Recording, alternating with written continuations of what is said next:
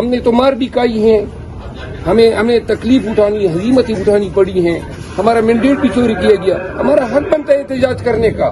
تو لہذا آپ بجائے اس کے کہ ہمارے احتجاج کو، ہماری باتوں کو سنجیدگی سے سنیں، اس پہ آپ کا رد عمل جو ہے یا آپ کی اگریشن ہم سے کہیں زیادہ ہے.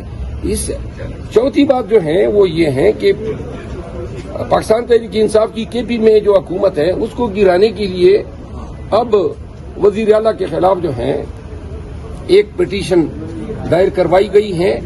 ہمیں شدید اندیشے ہیں کہ اس کے پیچھے جو عناصر ہیں وہ ضرور یہ چاہیں گے کہ علی امین خان کی حکومت جو ہے اس کو سیبوٹاژ کیا جا سکے.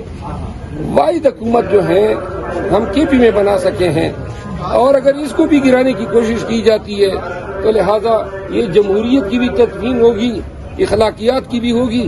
قوم ان چیزوں پہ ان کو معاف نہیں کرے گی. اور آخری بات یہ ہے کہ پاکستان تحریک انصاف مہنگائی جو اب رمضان کے مہینے میں آپ نے حکومت کی کارکردگی دیکھ لی، آج تیسرا رمضان ہے اور جو مہنگائی ہے بازاروں میں اشیاء خرد و نوش ہے ان کی قیمت ان سے کنٹرول نہیں ہو رہی ہے. تو لہذا پہلا اقدام ان کا یہ ہونا چاہیے تھا کہ عوام کو ریلیف دیتے، یہ قیمتیں، یہ مہنگائی کو کنٹرول کرتے. جب اپنے ابتدائی ٹاسک میں یہ فیل ہوئے ہیں تو یہ آگے آنے والے 6 ماہ کا جو روڈ میپ دے رہے ہیں اس میں یہ کیوں کر کامیاب ہوں گے؟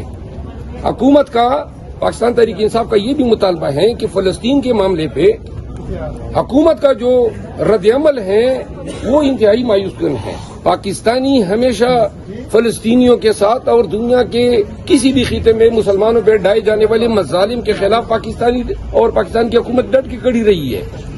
روزانہ فلسطینی شہید ہو رہے ہیں، رمضان کا مہینہ ہے، ان کو خوراک نہیں مل رہی ہے، ان کے گھر مسمار ہیں، بچے ہیں، خواتین ہیں، ظلم و بربریت کی انتہا ہیں. پاکستان کی حکومت نے کوئی بھی کردار ادا نہیں کیا ہے. ہم چاہتے ہیں کہ ہماری حکومت سفارتی سطح پہ، سیاسی سطح پہ اور بین الاقوامی کمیونٹی میں فلسطینیوں کے لیے پیغام اور کردار ادا کرنے میں وہی کردار ادا کریں جو خان صاحب اپنے دور حکومت میں ادا کیا کرتے تھے.